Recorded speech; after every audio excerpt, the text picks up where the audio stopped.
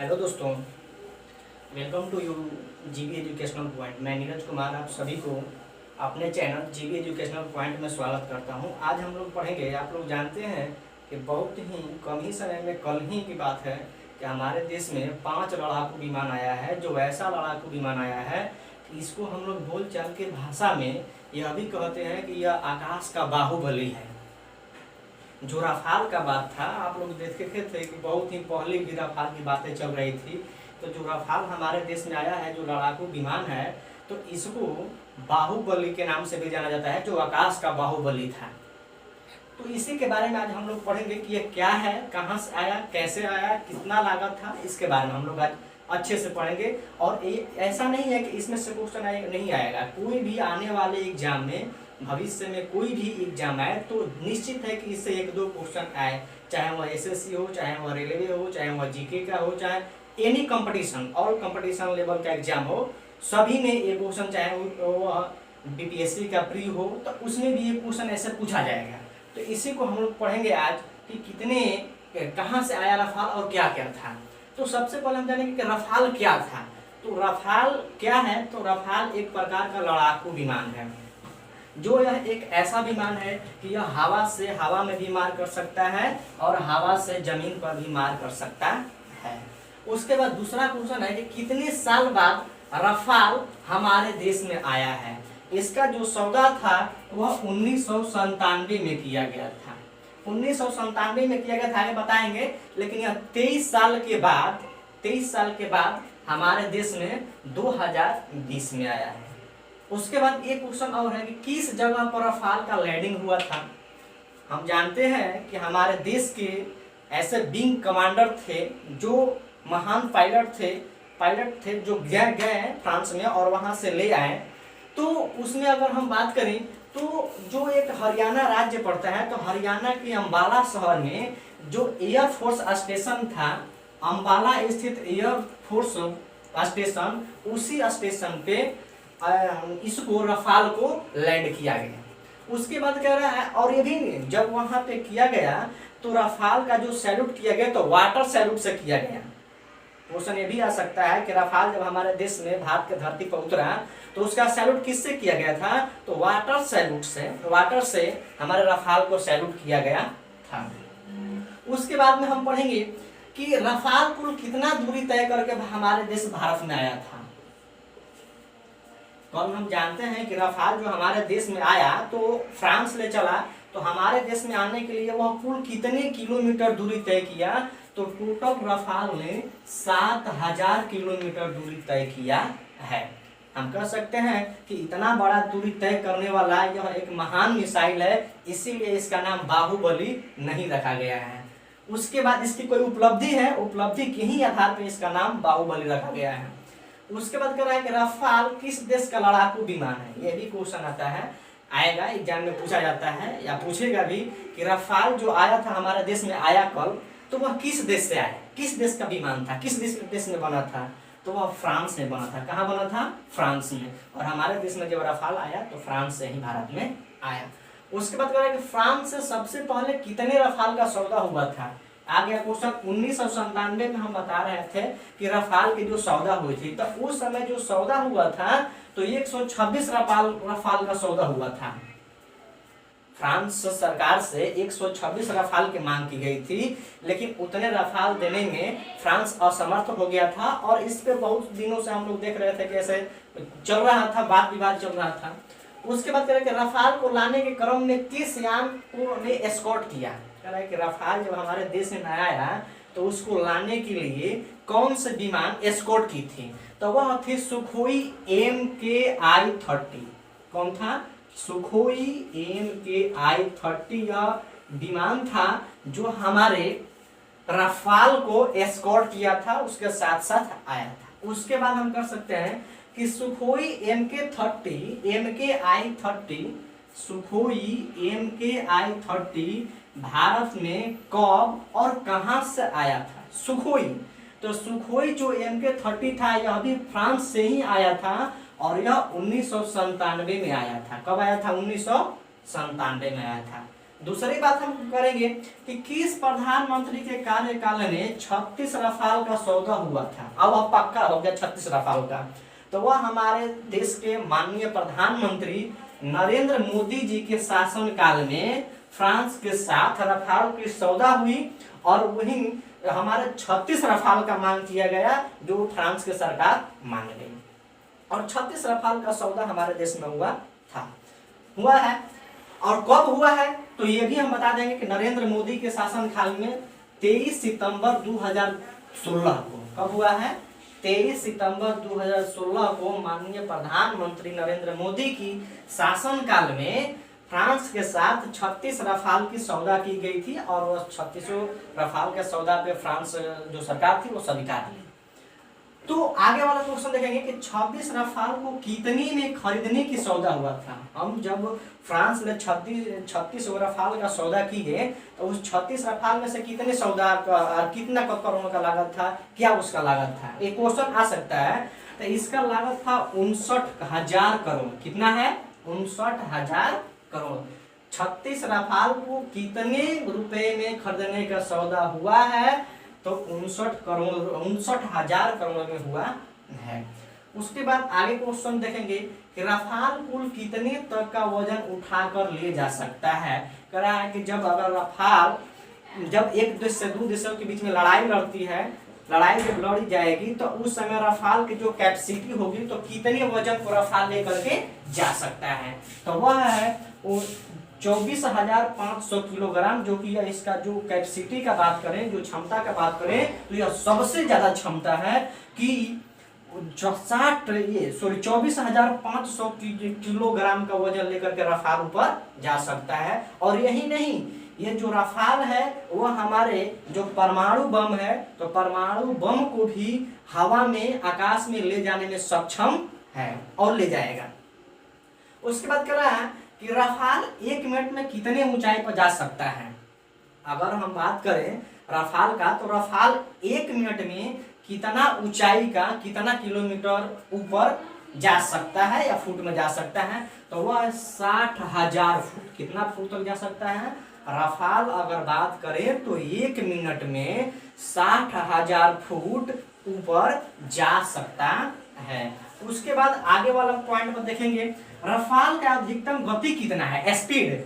कि रफाल अगर हवा में जाएगी, अगर वह चलेगी तो उसका गति क्या होगा, उसका स्पीड क्या होगा तो वह है ये 22 किलोमीटर। इसको हम कर देंगे 222 ऐसे करके याद कर लेंगे कि 22 किलोमीटर रफाल का क्या है प्रति आवर। 1 घंटा में 22 यानी 2222 किलोमीटर दूरी तय कर सकती है। कौन? रफाल। तो फिर से एक बार इसको देखेंगे कि रफाल का अधिकतम गति सीमा कितनी है तो वह है 2222 किलोमीटर प्रति घंटा के स्पीड से चल सकती है। उसके बाद करें कि रफाल जो लड़ाकू विमान है इसमें कितना ईंधन डाला जा सकता है, एक बार में इसमें हम कितना ईंधन डाल सकते हैं तो वह है 17,000 किलोग्राम हम ईंधन को फ्यूल को एक बार में रफाल में डाल सकते हैं। तो इससे यह भी हो गया कि यह एक बहुत ही विशाल और बहुत ही शक्तिशाली एक प्रकार से कर सकते हैं। और इसका जो ईंधन है तो ईंधन में ज्यादा ईंधन इसमें लगेगा और ये ज्यादा ईंधन जब इसमें डाला जाएगा तो ये बहुत अधिक समय तक अपने आकाश मार्ग में रह सकता है। उसके बाद कर रहे हैं कि इस लड़ाकू विमान में किस देश का डिस्प्ले लगा है। कह रहा है कि जो हमारा रफाल है तो रफाल का जो डिस्प्ले लगा हुआ है वो किस देश का लगा हुआ है। जो रफाल बनाया गया है तो रफाल का जो डिस्प्ले है वह किस देश का लगा हुआ है तो वह है इजराइल का हेलमेट माउंट। कहाँ का? इजराइल का वह हेलमेट है जो रफाल में लगाया गया है। उसके बाद कह रहा है कि फ्रांस से रफाल को कितने बजे रवाना किया गया था। कह रहा है कि जब हमारे विंग कमांडर फ्रांस गए तो फ्रांस से उस रफाल को कितने बजे लेकर के उड़ान भरे थे तो वह सुबह में 11 बजे उड़ान भरे थे।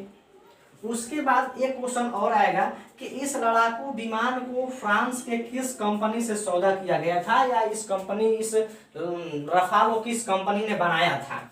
तो इस लड़ाकू विमान को फ्रांस की एक कंपनी थी जिस कंपनी का नाम था डैसो एविएशन। क्या नाम था? डैसो एविएशन, इस कंपनी ने ही, फ्रांस की जो कंपनी है इसके ही साथ सौदा हुआ था। एक प्रकार से कह सकते हैं कि यही कंपनी क्या की थी कि इसका ये रफाल का निर्माण भी की थी। उसके बाद कह रहा है कि इन 5 रफालों को लाने के लिए जो ग्रुप बनाया गया था उसके कैप्टन हैं। कह रहा है कि 5 रफाल जो हमारे देश में आया तो उसको ले आने के लिए एक पायलट का ग्रुप बनाया गया था, विंग कमांडर का ग्रुप बनाया गया था।